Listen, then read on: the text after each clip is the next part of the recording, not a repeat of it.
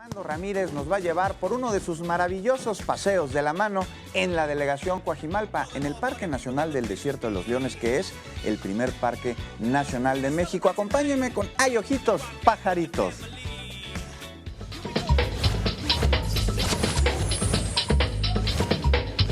Qué bonitos. ¿Ya escucharon? Okay. Ya no se escucha. Los cantos son gregorianos, imagino yo, o simplemente cantos. Ahí está, ahí está.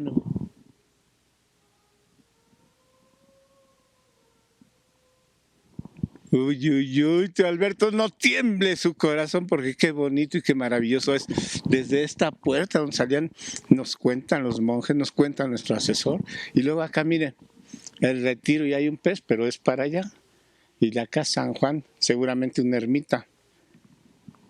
Porque este es, tío Alberto, el paseo de las ermitas. ¿A poco estás bien bonito con toda esta acción así artesanal de lo que es nuestra cultura, nuestra identidad? Lo invito, tío Alberto, no le saque, venga, sí, mire, este es el camino y está bien bonito. Y como diría Juan Manuel Serrat, o Joan Manuel Serrat, caminante no se hace camino.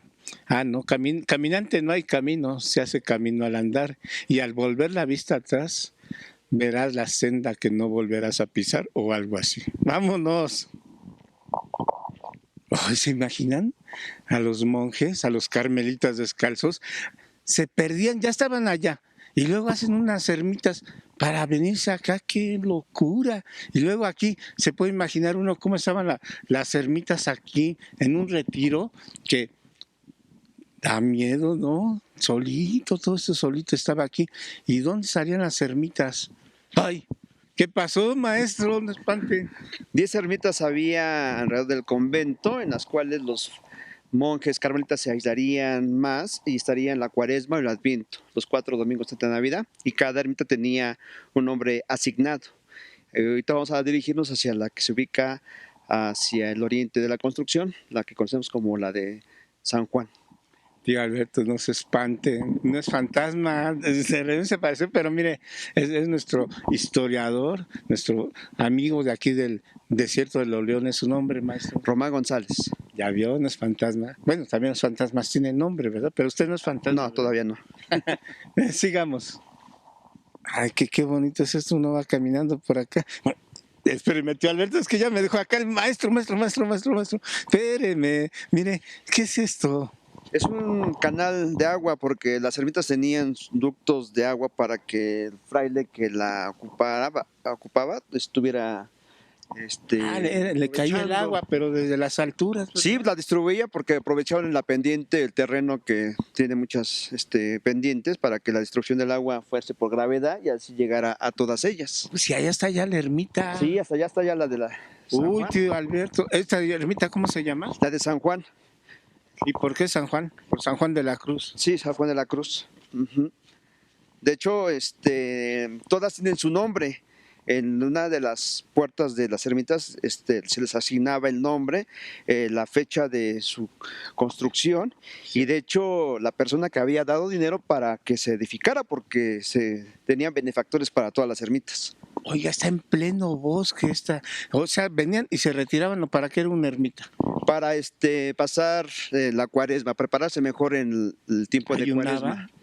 Sí, y de hecho también en el adviento.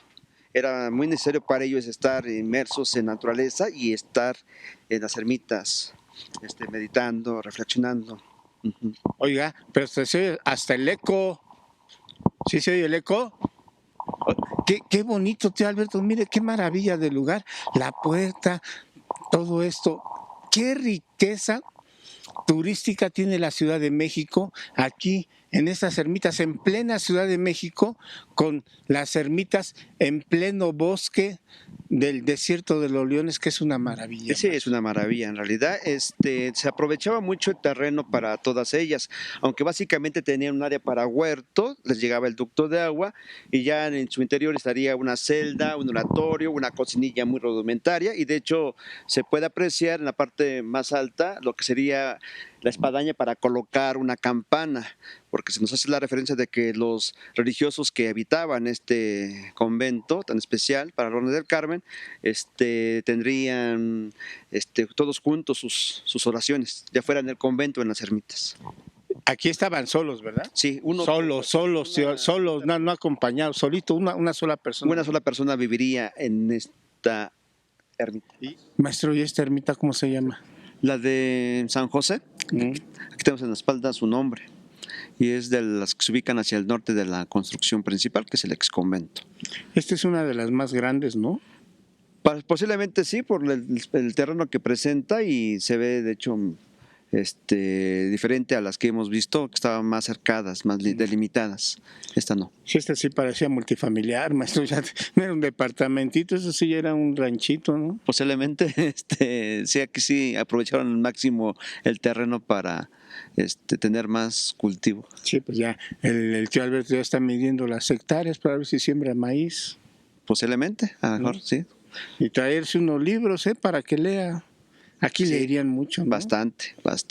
Oiga, ¿y quién construyó las ermitas? Pues los indígenas fueron la mano de obra importante, aunque se le atribuye la construcción del primer convento, porque el desierto funcionó 200 años y en esos 2 siglos se edificaron 2 conventos, y el primero fue hecho por Andrés de San Miguel, que era un carmelita descalzo que conocía mucho de arquitectura, era bueno para la hidráulica, y las ermitas son de los tiempos en que se edificó el primer convento de 1606. O sea, el que conocemos ahorita es la segunda versión del convento. Sí, es el segundo convento. Este es de 1722 y 3 diferentes arquitectos lo diseñaron. Entre ellos lo diseñó Miguel de Rivera, que se encargó de construir el Colegio de las Vizcaínas allá en el centro histórico.